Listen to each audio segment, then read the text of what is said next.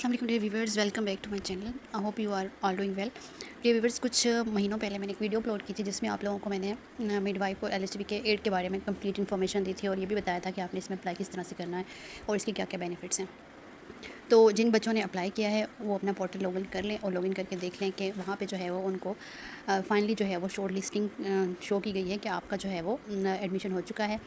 जैसे कि आप वीडियो में देख सकते हैं कि congratulations, you have been selected for a seat at school of midwifery associate degree midwife evening 2 year. ठीक है, ये 2 ईयर का प्रोग्राम था जिसमें जो है वो मॉर्निंग इवनिंग दोनों सेशन में एडमिशन ओपन हुए थे एलएचबी एंड मिडवाइफ के। तो एलएचबी के बारे में कोई अपडेट नहीं है, लेकिन मिडवाइफ में जो है वो उन्होंने जो है वो अपनी फाइनली जो है वो सिलेक्शंस की लिस्ट भी जारी कर दी है और साथ में जो है वो उन्होंने पोर्टल पे भी अपलोड कर दिया है। अपना पोर्टल चेक कर लें आप और अपने पोर्टल पे जाके आपने जो है वो इसको एक्सेप्ट करना है। एक्सेप्ट करने के बाद फिर आपने क्या करना है, एक्सेप्ट करने के बाद आपने इसका एक्सेप्टेंस लेटर भी डाउनलोड करना है। एक्सेप्टेंस लेटर डाउनलोड करने के बाद आपने उसको फिल करना है और फिल करने के बाद अपने ही डिस्ट्रिक्ट के सीओ हेल्थ ऑफिस जाना है और वहाँ से जाके क्या करना है, उसको फिल करवाना है, खुद भी फिल करना है और उसके बाद उसको आपने सबमिट करना। जैसे कि आप देख सकते हैं कि आपने जैसे CNIC नंबर अपना पासवर्ड इंटर किया है, आप अपने पोर्टल पर आप लॉगिन कर लेंगे और आप देखेंगे कि आपके पास जो है वो, अगर आप सेलेक्ट हो चुके हैं तो आपके पास इस तरह का मैसेज शो हो जाएगा।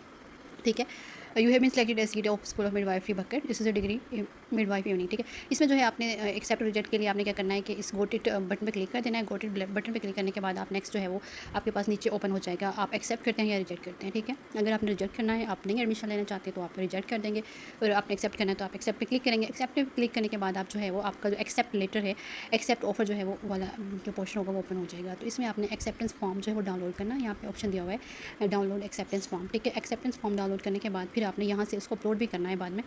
तो आप जो है वो डाउनलोड पे क्लिक कर देंगे, एक्सेप्टेंस फॉर्म आपके पास डाउनलोड हो जाएगा।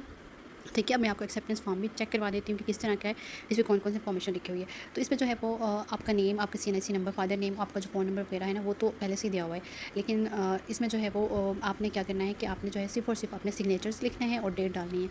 ठीक है, और इसके नीचे जो है वो office for official use only. ठीक है, यानी कि ऑफिस वाले इसको फिल करेंगे। तो इसको मैं कंप्लीट रीड करके सुना देती हूँ। As degree program midwife. ठीक है, ADPM कैंडिडेट एक्सेप्टेंस फॉर्म। इसमें डिस्ट्रिक्ट का नाम लिखा हुआ है, तहसील और application ID midwife school of midwife, जो भी आप जिसमें भी आपका नेम आया है।